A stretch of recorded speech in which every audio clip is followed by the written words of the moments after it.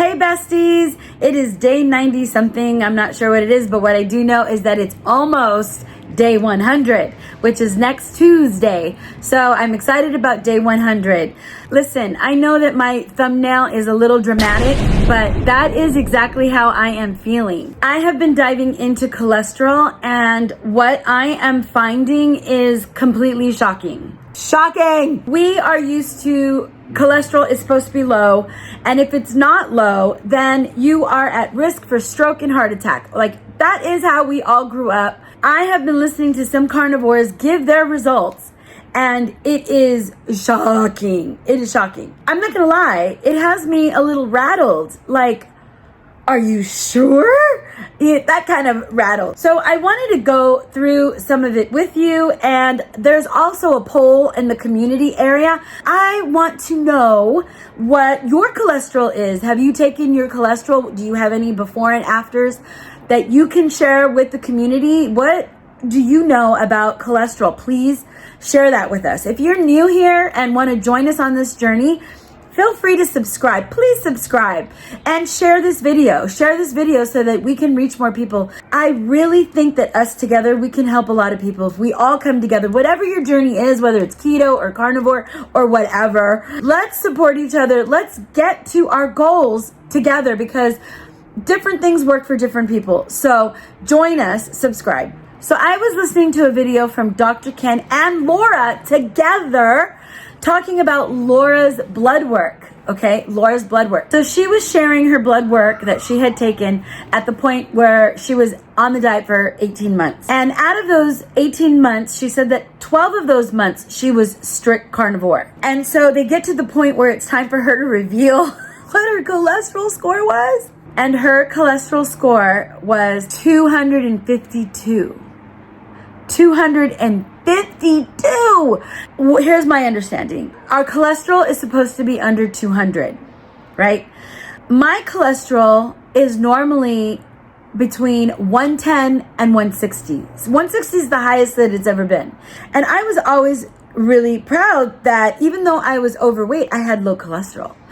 160 was the highest it's ever been. And then Laura announces that her cholesterol is 252. And in that same conversation, Dr. Ken says that his cholesterol is 350. 350! I'm like, people, like, are we nuts? Like, are we crazy? Is carnivore diet going to kill us? I had to pause the video and take a step back because I can't shake what we all have known to be true. Cholesterol should be under 200. Yeah, I don't know. I am taking my blood work in June, which is why I am super interested in the blood work panel. And it's summertime. I don't know. Do you guys take your blood work in the summer? If you do, you should write this down. This is what Dr. Ken says we should be scoring. Okay, let me share this with you.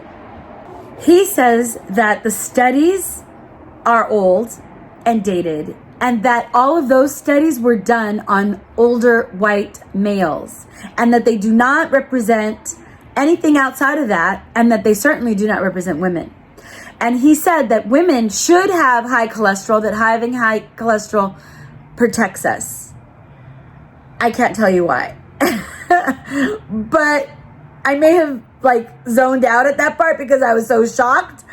But that's exactly what he said, that high cholesterol protects women. So Laura's HDL panel was 74. And Dr. Ken said anything over 60 for us women is fantastic. Over 60. My HDL level last tested was 46. So hers was nice and high, and he really liked it. HDL is supposed to be over 60 for everybody. And triglycerides are supposed to be less than 100. Hers was 47. So really, really good. 47. You want to know what mine was on my last test? Now, this says triglycerides are supposed to be between 0 and 149 traditionally. My triglycerides are 210. 210, which is bad traditionally and bad to Dr. Ken. 210 triglycerides, bad, me. The other thing that he says, which is huge about cholesterol, is LDL. So traditionally, LDLs should be between 0 and 99. Mine was 79. Laura's LDL was 169. That's high traditionally and high to Dr. Ken. But then he says LDL doesn't matter. LDL does not contribute to your 10-year risk factor of whether you're going to have a heart attack or a stroke. And he can prove it. And this is how he proved it. He says if you go to the AHA/ACC calculator, which predicts your 10-year risk of heart attack and strokes, it will ask you to put in your total cholesterol number. It'll ask you to put in your HDL number. And I think it will also ask you to put in your triglycerides. And it also asks you to put in your LDL. And he says that if you put in 100 or 200 in that spot, your risk doesn't change. He says that the association's calculator doesn't really factor in LDL, and it doesn't change the risk because LDL does not contribute to your heart attack and stroke risk. Is that wild? That's just wild to me. She did share her A1C results, and her A1C results predicts diabetes or pre-diabetes, and hers used to be 5.9 and it dropped to 4.9 on the carnivore diet. That's amazing. 4.9. My A1C tested last year is 5.9. 5.9. If you test 5.7, that means you're pre-diabetic. So last year, this time, I was pre-diabetic. Okay, and I've only been on the carnivore diet for 3 months. So we'll see if the carnivore diet has made a dent in that. One of the things that Laura said that was really interesting was that she had to ask for all of these markers, and her doctor said no. She had to pay for them herself. Dr. Ken was saying, if you're going to say no to me, okay, fine. However, I want you to put it in my permanent record that I have asked for this and you have refused in case something happens. I want it in my permanent record and I want a copy of it, please. So here are some of the things that he says that we should make sure that is on our panel, as well as cholesterol. C-reactive protein, and that we're looking for a result of less than 1.0. That measures inflammation. C-peptide, and that result should be 1.4-ish. And that tells us how much our pancreas is working to keep our blood sugar normal. A1C, we should ask for that, and that needs to be under 5.7. And another one that he said is fasting insulin levels. He said that it should be less than 10. And if that test is on our panel, we should be fasting for 12 to 14 hours before we take that test, because it's fasting insulin levels. And Laura's was a 4. That's really good. Then to remember to check your thyroid, sodium, calcium, which was interesting because Laura's calcium level was really good, even though she doesn't drink milk or anything that has calcium in it. So the only supplement that Laura takes is salt. That's it. That's all she takes. Doesn't take magnesium or potassium, nothing. And all of her magnesium and potassium levels were great. He also says to add B12. He says that B12 is commonly high for carnivores.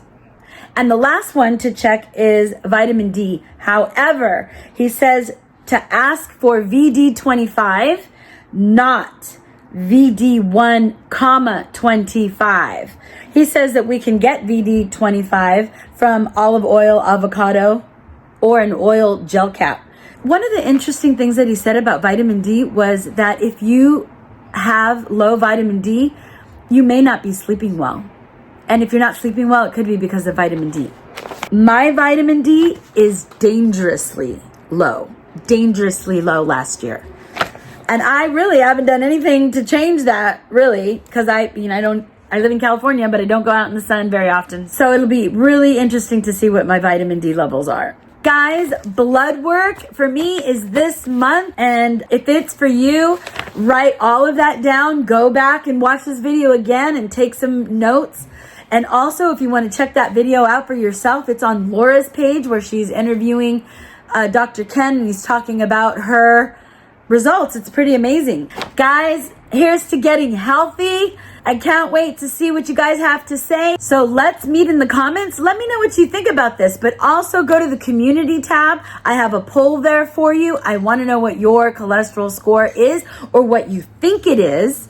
And then we'll revisit this once you test. Okay, guys, I'll see you on the inside.